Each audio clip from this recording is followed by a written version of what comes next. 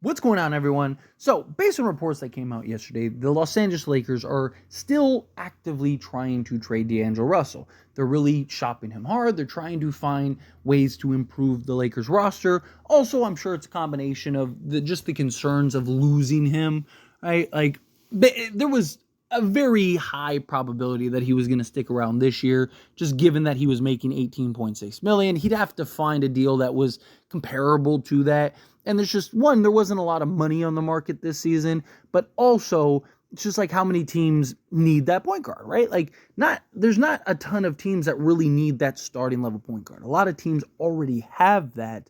And D'Angelo Russell kind of in this tough spot because he is a very good player.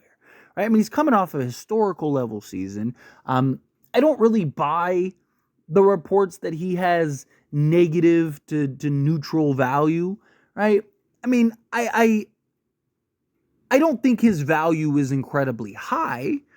I think his value is probably on the lower end, but I don't think it's because people think he's a bad player or anything. I just think it's, again, how many teams need a point guard? Most teams, even the young teams, already have their guy. Very few teams that could really use a point guard.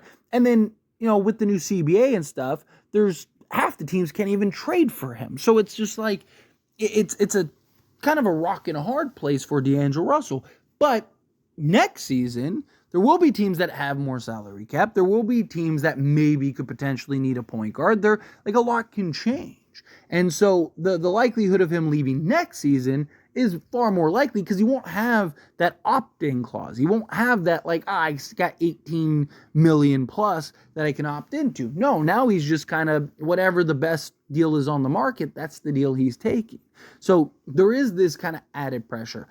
I also think D'Lo's contract will be much more valuable, like actually on the scale of very valuable come the trade deadline, right? Because once you get to the trade deadline, then you start to see teams kind of pick their direction, right? Once you get closer to the trade deadline, all of a sudden you have teams that wanted to be bad that are surprisingly good, and they're like, we need to kind of get rid of some of these guys, right? We're trying to get Cooper Flag. And then you have teams that thought they were going to be good and were surprisingly bad, and they're kind of like, do we really want to pay all these guys and go in next season running it back, right? So that expiring contract becomes much more valuable once you get there.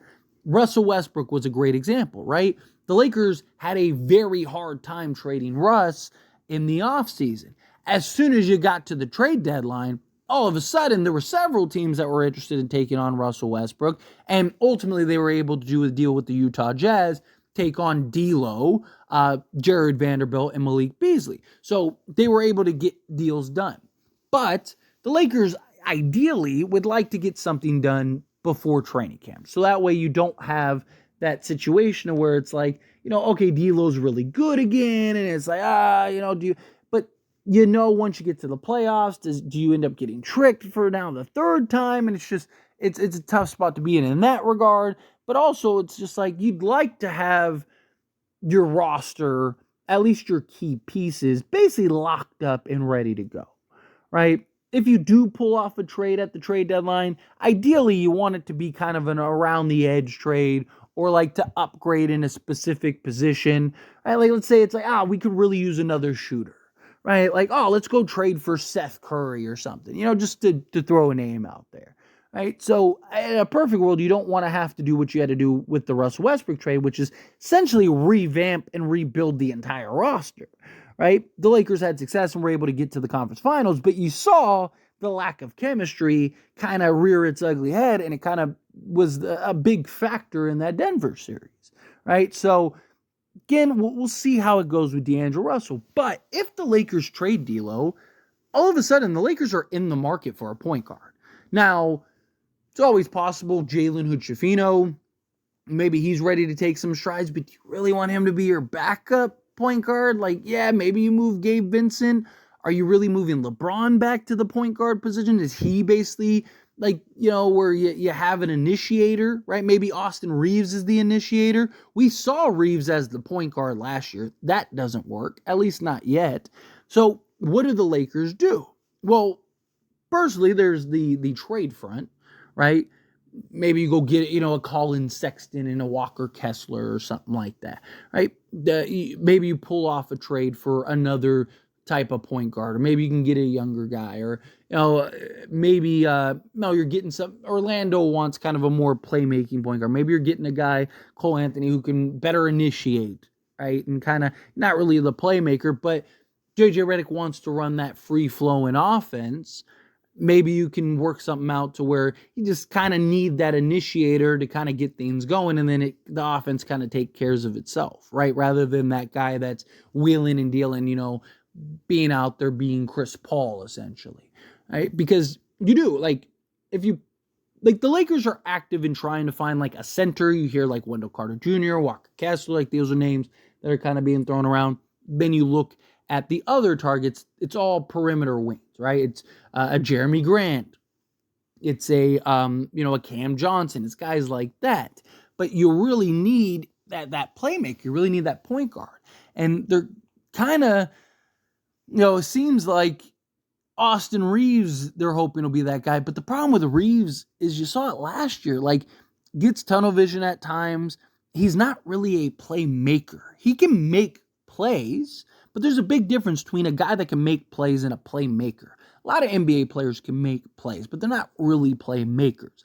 He doesn't see things unfold, doesn't see the entire court. He misses things a lot. I mean, he had times where he got to run his own lineup, where you didn't have D'Lo or LeBron out there, and it was just Reaves as the primary ball handler with, his own unit, and we couldn't score. It was just so ugly looking. He doesn't handle ball pressure well when he's being the initiator. Like, it's just that becomes a concern, right? So I don't think that that's the best course of action. Now, if you had to kind of do it to kind of just get through till the trade deadline or something, then sure, maybe, right? And just kind of see what kind of point guards open up. Maybe somebody you didn't expect ends up becoming available that maybe you can snag.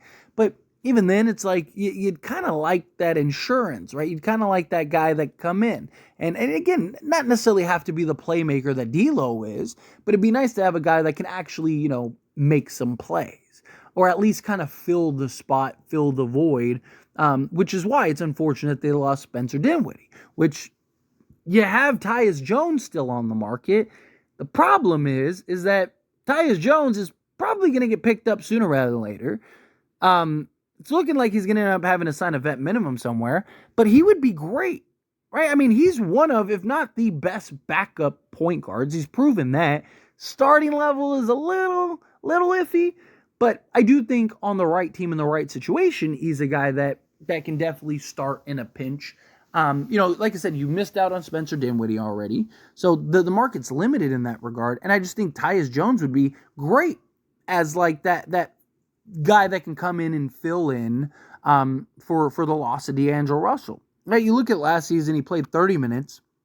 He gave you 12 points, 7 assists, and 3 rebounds with 1.1 steals. Not really a defensive guy, but he shot 53.7% from 2-point range, shot 41.4% from 3-point range on 4 attempts. He's basically a 37% career 3-point shooter on 3 attempts, but the last 3 years, he's basically been 37 to 40%, right? Which is what you want to see, right? And slot alongside LeBron and AD and guys like that. Like, this is a guy that I think can initiate and kind of get the offense going, but also a guy that can play off ball and knock down at a 41% clip, right? Like that, I think he would have some real value and really slot in nicely for the Lakers at the point guard position, right? You still have Gabe Vincent if you needed to, right? You could always bring Tyus Jones off the bench, slot in Gabe Vincent, of course, unless you end up trading him too in any type of deal.